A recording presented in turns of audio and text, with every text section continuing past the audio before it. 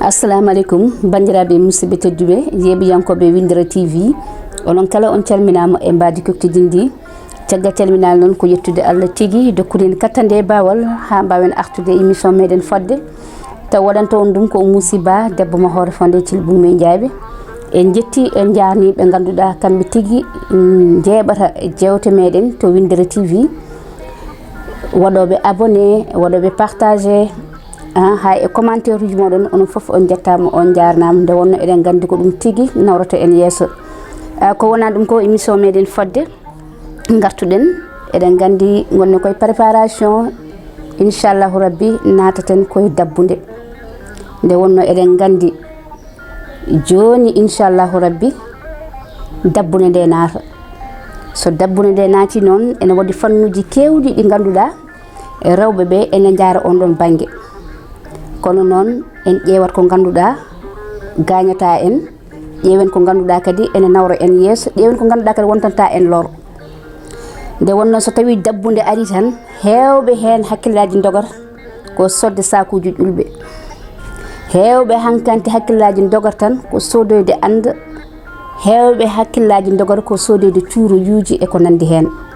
kono mbiɗa sikki wonko ɓurɗum jojjude hade min arde ko ɓurɗum jojjude ko en garat ko ganduɗa hoore ma wontata en lor saabu so tawi en mbi dabbude tan cikkata dabbude nde ko ƴulɓe tan wawi ittandema cicceki bandiraɓe saaha jiya debbo baɗo hono Moussiba anda no cuura e waɗirte anda no boynirte dabbude naati tan ɓaade tan yi oya ene waɗa cuura e kañumne to wawi rewde fof kañumne soodo ƴuɓɓe muɗum wi ene waɗa cuura e hadde cuurayo ƴeewen holno keblortoɗen ɗum ɗon woni holno boynirten furnaji meɗen holno boynirten andaji meɗen holno keblirten ha mbawen dañde jeygol mbawen wadde ɗum e anda mbawen hutorade ɗum saabu ma yi mo ganduɗa ƴettat ko kiloji mum ɗiɗi boyna kiloji ɗiɗi ɗon ɗe boynata ɗum holto juppata ɗum koye ande a miijotako ƴulɓe ɗe ko pettoje a miijotako ƴulɓe ɗe ko kewɗe ene wawi fettude hay andama mo mbaɗɗa jeygolo saabu wona ƴulɓe kewɗe jogui cuuray wona ƴulɓe kewɗe ittata jangol ko labgol kono men gartu hen saaha jiya jomum ene boyna wattata hakkille ni eko boynata ko a ƴewata kadi holto poɗɗa fawde furno ma mo boynata o jiya won hen ƴettata ko furno mumen nanna e nder wañ mumen ƴetta ƴulmere pawa e gaz kuɓɓa gaz mbiya ko noon boynirta saaha ƴetta furno pawa hakkude furno e gaz o taw ala distance te eɗen gandi furno e gaz no way mbiya ala boyna hen jaaha keeɓa nder salle walla gona e téléphone ma walla jalta jejjita bandira ɗum no wawi addude probléme ene wawi sumde wañ ma te eɗen gandi so ɗum sumi ene wawi bomorde galle ma en ñagaki ɗum Allah kono en battaten hakkille no fewi saaha jiya wonɓe dow ene boyna miijaki wonɓe lesɓe ƴetta furno ma pawa e balcon aɗana boyna feetere walla ƴulmere ene wawi samde less taw ko jeygol lora hoddiɓe ma nanɗo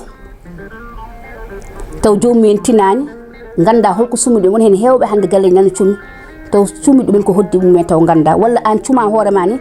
gona e takkude taw ko an sumi hoore ma taw a tinani ɗum alay saago goppen hen hakkille no fewi saaha kadi aɗa boyna taw ƴulɓe ko pettoje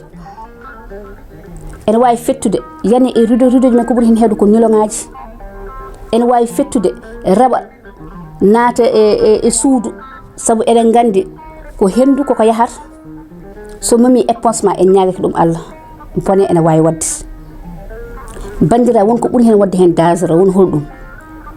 ƴetta ƴulɓe boyna nannande suudu ƴeew saaha aɗa yiya ukkol taw ko gaz ene heddi e ƴulmere nde a boynani ɗum no poɗɗa boynirde ni ha gasa Allah ma heñade e heppude e amde a woppata ha boya jetta tan juppira noon nawa nde sunna walla nawa nder saal an e hoore ma ne wawi addandema rafi saabu sono pofirta ɗum ene wawi nadde e nder ɓernde ma ñaama heñere ma jofe ma addal ma rafi goddo an e hoore ma to tawi ka modo ene way wasde ganje mais gagne sukabe ma sa adi muyno wala ne do les wala taw ko entingel wala taw mo wa hedar an diya ƴetta tan kilo gowe juppa hen a miija ko cukule nan don lili a miija ko jom galle ma nan do wala an e hoore ma sa wonno pofirta do ene way gagne ma addal ma cancer addal ma rafiji goddi di hay goto anda